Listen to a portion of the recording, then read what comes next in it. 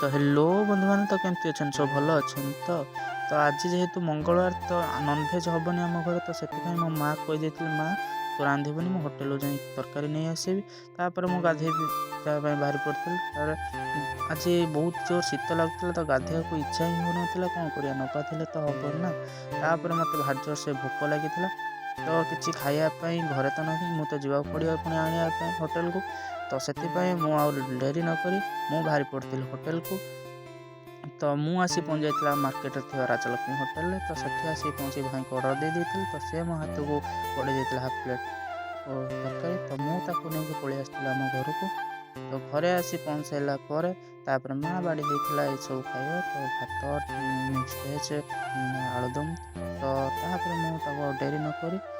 खाई तो खाଇବା बहुत ही बढ़िया था किंतु आलुदम टा अधिक राग हो जाता और गरम भी तो आज मिनी ब्लॉग को यही अप कर भिडियो भल लगे तो लाइक शेयर कमेंट करिस।